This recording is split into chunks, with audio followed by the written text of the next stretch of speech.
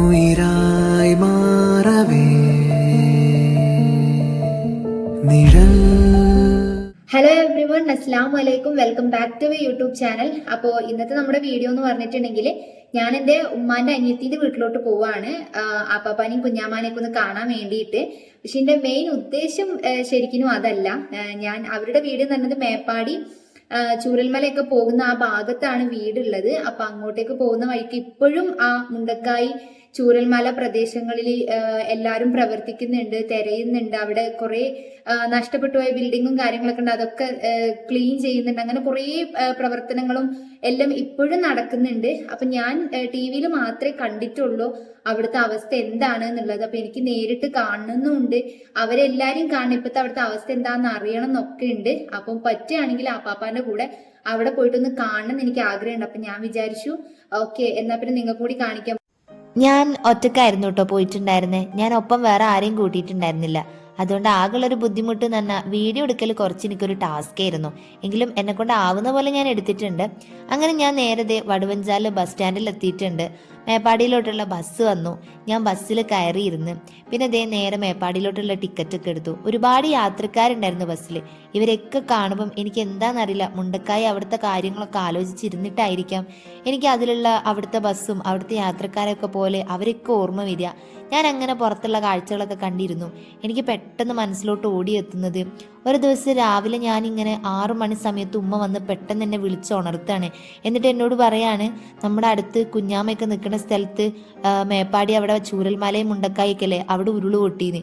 എല്ലാ തവണയും ഉരുളുപൊട്ടും കാര്യങ്ങളൊക്കെ ഉള്ളത് കൊണ്ട് നമ്മൾ അത്ര ഭീകരത അതിന് കൊടുക്കുന്നുണ്ടായിരുന്നുള്ളൂ. പക്ഷെ ഉമ്മാന്റെ പറച്ചിലും ആ സമയത്ത് യൂട്യൂബിൽ വന്ന വീഡിയോസും ഓരോ ഗ്രൂപ്പിൽ വന്ന വോയിസും ഒക്കെ കേട്ടപ്പം ശരിക്കും പറഞ്ഞാൽ ഇത്രത്തോളം തീവ്രമായിട്ട് ആ ഉരുള് പൊട്ടി ഇങ്ങോട്ടേക്ക് വരുന്നു ഒരിക്കൽ പോലും ഇവിടെ സത്യമായിട്ട് ആരും വിചാരിച്ചിട്ടുണ്ടായിരുന്നില്ല. ആ സംഭവങ്ങളൊക്കെ പെട്ടെന്ന് എൻ്റെ മനസ്സിലോട്ട് ഓടിയെത്തിയിട്ടുണ്ടായിരുന്നു. ഈ കാണുന്ന സ്ഥലങ്ങളും തേയിലത്തോട്ടമൊക്കെ കാണാൻ ഒരു പ്രത്യേക ഭംഗിയില്ലേ? ഇതിലേറെ ഭംഗിയായിരുന്നു മുണ്ടക്കായിലുള്ള സ്ഥലങ്ങളും തേയിലത്തോട്ടങ്ങളും. അവിടെയുള്ള മനുഷ്യർക്കൊക്കെ ഒരുപാട് സ്നേഹമായിരുന്നു. ഇതുപോലത്തെ കുറെ കുഞ്ഞി കുഞ്ഞി വീടുകളാണ്. ഇതൊക്കെ റിപ്പൺ എന്ന് പറയുന്ന സ്ഥലത്താണ് കേട്ടോ. ഈ ഭാഗങ്ങളൊക്കെ ഫുൾ ഇതുപോലത്തെ പാടികളും ഒരുപാട് സ്നേഹമുള്ള മനുഷ്യരും ഏക്കർ കണക്കിന് തേയിലത്തോട്ടങ്ങളൊക്കെ നിറഞ്ഞു നിൽക്കുന്ന സ്ഥലങ്ങളാണ്. മുണ്ടക്കായിനെ വയനാടിന്റെ മൂന്നാർ എന്നൊക്കെയായിരുന്നു പലരും വിശേഷിപ്പിച്ചിട്ടുണ്ടായിരുന്നത്. അതിൽ വലിയ തെറ്റൊന്നുമില്ല. അത്രക്ക് ഭംഗിയും അതുപോലെ തന്നെ ഒരുപാട് ഭംഗിയുള്ള സ്നേഹം നൽകുന്ന മനുഷ്യരായിരുന്നു ആ നാട്ടില്. ഈ കാണുന്നതൊക്കെ ഭംഗി മാത്രമല്ല, ഇതൊക്കെ ഇവിടെ നിൽക്കുന്ന ഒരു 90% ആളുകളുടെയൊക്കെ ജീവിതമാർഗത്തിനുള്ള തൊഴിലുകളാണ് ഈ ഏക്കർ കണക്കിന് സ്ഥലത്ത് കാണുന്നത്. ഒരുപാട് വൈകാതെ ഞാൻ മേപ്പാടി എത്തി. ആപ്പാപ്പാനെ കാണുകയും ചെയ്തു.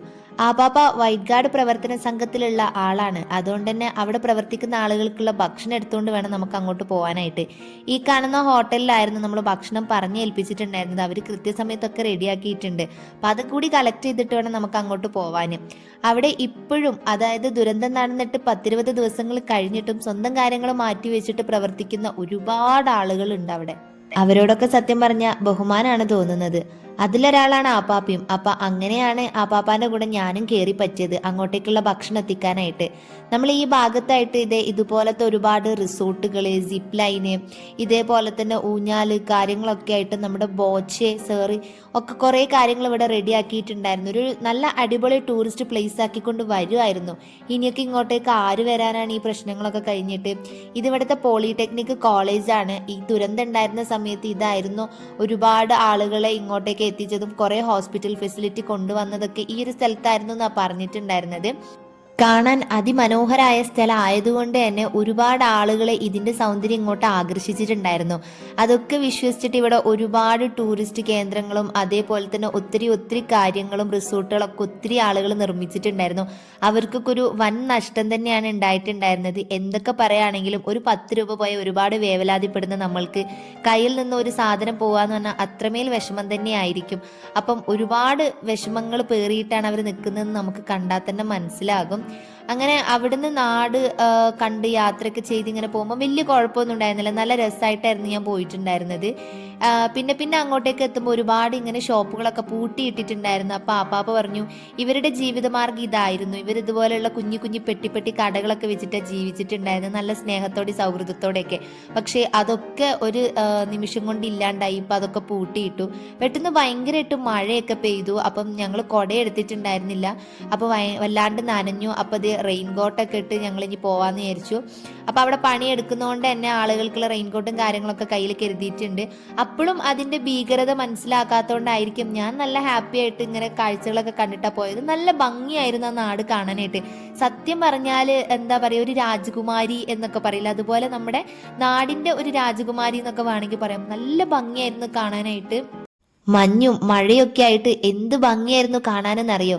ശരിക്കും ഈ നാടിനെ എല്ലാവരും ഇത്രത്തോളം സ്നേഹിച്ചു എന്ന് പറയുന്നതിൽ വലിയ തെറ്റൊന്നുമില്ല. ആരായാലും സ്നേഹിച്ചു, അത്രയ്ക്ക് രസമാണ് കാണാനായിട്ട്. അങ്ങനെ പോയിക്കൊണ്ടിരിക്കുമ്പം ഒരു സ്ഥലത്തെത്തിയപ്പം കുറച്ച് വീടുകളൊക്കെ പൂട്ടിയിട്ട് കിടക്കുന്നു, കുറച്ച് ഡാമേജ് ഒക്കെ ആയിട്ട് സ്ഥലങ്ങൾ കണ്ടപ്പോൾ ഞാൻ ആപ്പാപ്പാനോട് ചോദിച്ചു ഇതെന്താ ഇവിടെ ഇങ്ങനെ ഉള്ളത് എന്ന്. അപ്പം ആപ്പാപ്പ പറഞ്ഞു 5 വർഷങ്ങൾക്ക് മുമ്പ് ഇവിടെ ഇതേപോലെ തന്നെ ഒരു ഉരുൾപൊട്ടൽ ഉണ്ടായിട്ടുണ്ടായിരുന്നു വയനാട്ടിൽ. നമ്മളെല്ലാവരെയും വിറപ്പിച്ചിട്ടുണ്ടായിരുന്നു. പക്ഷെ ഇത്രയ്ക്കില്ലെങ്കിലും അതും വലിയൊരു കാര്യം തന്നെയായിരുന്നു. ഒരുപാട് പേര് മരണപ്പെട്ടു പോയി, ഒരു പ്രദേശം മുഴുവൻ ഇല്ലാണ്ടായി. ആ പുത്തുമല എന്ന് പറയുന്ന സ്ഥലമാണ് ഇത് എന്ന് പറഞ്ഞു. അപ്പോഴേക്കും എൻ്റെ മുഖമൊക്കെ ഒന്ന് മാറി തുടങ്ങിയിട്ട്, കാരണം അവിടെ കുറച്ച് സ്ഥലങ്ങളും കാര്യങ്ങളൊക്കെ നമുക്കിങ്ങനെ കാണാൻ പറ്റുമായിരുന്നു. അപ്പോൾ എനിക്ക് പെട്ടെന്ന് എൻ്റെ ഉള്ളിലോട്ട് കയറി വന്നത് ആ 2018 ആ ഏകദേശം ആ ഒരു ടൈമിൽ ഉണ്ടായിരുന്ന ആ ഒരു ഉരുൾപൊട്ടലായിരുന്നു. പുത്തുമല ഉരുൾപൊട്ടൽ എല്ലാവർക്കും അറിയായിരിക്കല്ലോ, വലിയൊരു വാർത്ത തന്നെയായിരുന്നു. ഒരുപാട് ആളുകൾ മരണപ്പെട്ടു പോയിട്ടുണ്ടായിരുന്നു. അവിടെ ഒരുപാട് പാടികളായിരുന്നു ഉണ്ടായിരുന്നത്. ഒത്തിരി പേര് അവിടുന്ന് താമസം മാറി. എങ്കിലും ആ ഒരു ഏരിയയിൽ കുറച്ച് വീടും കാര്യങ്ങളൊക്കെ ഉണ്ട്. പക്ഷെ അവിടെ ആരും താമസമില്ല, ഒക്കെ പൂട്ടിയിട്ടേക്കുമായിരുന്നു. അങ്ങനെ നമ്മുടെ യാത്രകൾ മുന്നോട്ട് നീങ്ങിക്കൊണ്ടിരിക്കുക. ഒരുപാട് ടൂറിസ്റ്റ് കേന്ദ്രങ്ങളും ഒത്തിരി ആളുകൾ കുറേ സാധനങ്ങളൊക്കെ ഉണ്ടാക്കി വെച്ചത് ഇങ്ങനെ കാണുന്നുണ്ടായിരുന്നു. സത്യം പറഞ്ഞാൽ അതൊക്കെ കാണുമ്പോൾ മനസ്സിൽ ഇങ്ങനെ ഒരു പൊട്ടലിട്ടോ. കാരണം എത്ര ആഗ്രഹിച്ചിട്ടായിരിക്കും ഓരോരുത്തരും ഓരോ ബിസിനസ്സും കാര്യങ്ങളൊക്കെ സ്റ്റാർട്ട് ചെയ്യുന്നത്. അതൊക്കെ ഒറ്റയടിക്ക് തകർന്നു പോവാന്ന് പറഞ്ഞാൽ വല്ലാത്ത വിഷമം തന്നെയാണ്. അങ്ങനെ നമ്മൾ ചൂരൽമല കഴിഞ്ഞിട്ട് ഒരു സ്ഥലത്ത് സ്കൂളുകളൊക്കെ തകർന്നു പോയിട്ടുണ്ടായിരുന്നു എന്ന് പറഞ്ഞില്ലേ, ആ ഒരു ടൗൺ ഏരിയയിൽ എത്തിയിട്ടുണ്ടായിരുന്നു. പോലീസും കാര്യങ്ങളൊക്കെ ഉണ്ടായിരുന്നു. ആരും അങ്ങനെ കയറ്റിയൊന്നും വിടുന്നില്ല. നമ്മൾ ഫുഡ് കൊണ്ടുപോയി കൊടുക്കാൻ പോവാന്ന് പറഞ്ഞുകൊണ്ട് വിട്ടതാണ്. ഇതായിരുന്നു കേട്ടോ ആ ഒരു മുണ്ടക്കായലോട്ടുള്ള ഒരു പാലം തകർന്നിട്ടുണ്ടായിരുന്നു. അതിനുശേഷം ഒരു ബെയിലി പാലം കെട്ടിയെന്ന് പറഞ്ഞില്ലേ, ആ ഒരു പാലം ഈ ഒരു പാലം തന്നെയായിരുന്നു. ഇതിലൂടെ ഒരുപാട് ആളുകൾ അങ്ങോട്ടും ഇങ്ങോട്ടും പോകുന്നുണ്ട്. ഇതാണ് കേട്ടോ ആ ഒരു സ്കൂൾ എന്ന് പറയുന്നത്. ഇത്രേ അവിടെ ബാക്കിയുള്ളൂ. ബാക്കി ആ കാണുന്നതൊക്കെ ഇല്ലാണ്ടായി പോയിട്ടുണ്ട്. അവിടെ ഒരുപാട് വലിയ വലിയ പാറകളൊക്കെ വന്ന് കിടക്കുന്നുണ്ട്. കുറേ കെട്ടിടങ്ങൾ തകർന്ന് പൊളിഞ്ഞ് കിടക്കുന്നുണ്ട്. അപ്പോൾ ഈ ഒരു പാലായിരുന്നു നമ്മളന്ന് കണ്ടിട്ടുണ്ടായിരുന്നത്. ഇപ്പം ആ പുഴയിൽ വെള്ളമൊന്നുമില്ല, പക്ഷെ ഒരുപാട് പാറകൾ വന്ന് കിടക്കുന്നുണ്ട്. ഈ പാറകളൊക്കെ എവിടുന്നാണ് വന്ന് പെട്ടത് എന്നൊന്നും ഒരു പിടുത്തമില്ല. ഒത്തിരി ആളുകൾ അങ്ങോട്ട് നടന്നു പോകണുണ്ടപ്പോൾ ഞാൻ ചോദിച്ചു ഇതൊക്കെ ആരാണ്, ഇതൊക്കെ അവർ കാണാൻ വേണ്ടി പോകുന്നവരാണോ എന്ന്. അപ്പോൾ അപ്പാ പറഞ്ഞു അല്ല, ആ നാട്ടിലുള്ള ആളുകളാണ്. അവരുടെ നാടും അവരുടെ വീടൊക്കെ ഉള്ള സ്ഥലങ്ങളൊക്കെ കാണാൻ വേണ്ടി പോവുകയാണെന്ന്. സത്യം പറഞ്ഞപ്പോൾ അത് കേട്ടപ്പോൾ ഭയങ്കര വിഷമമായിട്ടോ. കാരണം ഒരുപാട് സ്നേഹിച്ച് ഒരുപാട് ഓടി നടന്ന് ഒത്തിരി പേര് വാർത്തയിൽ പറയുന്നത് ഞാൻ കേട്ടിട്ടുണ്ട്. ഞങ്ങൾ ചെറുപ്പം തൊട്ടേ കളിച്ച് വളർന്ന് ഞങ്ങളുടെ കല്യാണവും മക്കളും ഒക്കെ ആയിട്ട് ഇവിടെ നിൽക്കുന്ന ഒരു സ്ഥലമില്ല, ഞങ്ങൾക്ക് എങ്ങനെയാ പെട്ടെന്ന് ഞങ്ങളുടെ നാടിനെ മറക്കാൻ പറ്റുക എന്നൊക്കെ ചോദിക്കുന്നുണ്ടായിരുന്നു. സത്യമാണ്, നമ്മൾ വേറെ എന്തൊക്കെ സൗകര്യങ്ങൾ ചെയ്തു കൊടുത്തു എന്ന് പറഞ്ഞാലും നമ്മളെ നാടിനെയൊക്കെ ഒരു പ്രത്യേക സ്നേഹിക്കുന്ന സമയത്ത് നമുക്കത് വിട്ടുപോകാനൊന്നും തോന്നില്ല. പിന്നീട് അങ്ങോട്ട് പോയപ്പോൾ ഉണ്ടായിരുന്ന ആ ഒരു പ്രകൃതിയുടെ സൗന്ദര്യം ശരിക്കും എനിക്ക് ആസ്വദിക്കാൻ പറ്റുന്നില്ല. എനിക്ക് ടെൻഷനായി തുടങ്ങി, സംശയങ്ങൾ വന്നു തുടങ്ങി. ചില സ്ഥലങ്ങൾ പൊട്ടിപ്പൊളിഞ്ഞിട്ടുണ്ട്, ചില സ്ഥലങ്ങൾക്ക് കുഴപ്പങ്ങളൊന്നുമില്ല. പക്ഷേ നമ്മളുടെ മനസ്സിലോട്ട് പെട്ടെന്ന് വരുന്നത് ബാക്കിൽ കാണുന്ന ആ ഒരു മലകൾക്ക് മുന്നേ കണ്ട ആ ഒരു സൗന്ദര്യമല്ല. ആ മലയെങ്ങാനും ഇടിഞ്ഞു വീണിട്ടുണ്ടെങ്കിൽ ഈ കാണുന്ന സ്ഥലങ്ങളെല്ലാം ഇല്ലാണ്ടായി പോവല്ലോ, അങ്ങനത്തെ ഓരോ ചിന്തകളാണ് വരുന്നത്. ഒരുപാട് ആളുകൾ വീണ്ടും തിരിച്ച് ഇങ്ങോട്ടേക്ക് തന്നെ പോയാലോ എന്നൊക്കെ ഒരു തോട്ട്സ് ഉണ്ട്. അങ്ങനെ നമ്മൾ ഏകദേശം മുണ്ടക്കായി ആ ഒരു പരിസരത്തോട്ട് എത്തി തുടങ്ങിയിട്ടുണ്ട്. ഈ ഒരു ഭാഗം കണ്ടപ്പോഴേ എൻ്റെ പാതി ഒരു ഇതും പോയി. എനിക്ക് പേടിയായി തുടങ്ങി. ഇങ്ങനെയൊക്കെയാണോ പടച്ചോൻ ഇവിടെ നടന്നിട്ടുണ്ടായിരുന്നതെന്നൊക്കെ തോന്നാൻ തുടങ്ങി. കാരണം നമ്മൾ ഈ ടി വിയിലും വീഡിയോസിലും കാണുന്നതല്ല, അതിൻ്റെ യഥാർത്ഥമായിട്ടുള്ള ഒരു ഭയാനകമായിട്ടുള്ള സംഭവം എന്താണെന്ന് കൃത്യമായിട്ട് അറിയണമെങ്കിൽ നമ്മളത് അവിടെ തന്നെ പോയി അറിയണം.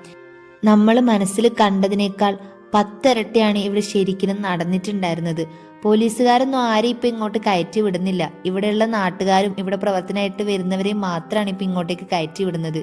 ശരിക്കും നേരത്തെ കണ്ടതിനേക്കാളും ഭയാനകമായിരുന്നു മുണ്ടക്കായിലെ അവസ്ഥ എന്ന് പറഞ്ഞിട്ടുണ്ടെങ്കിൽ. മുണ്ടക്കായിൽ എത്തിയിട്ട് നടന്നത് എന്താന്നുള്ളത് ഞാൻ അടുത്ത വീഡിയോയിൽ പറയാം.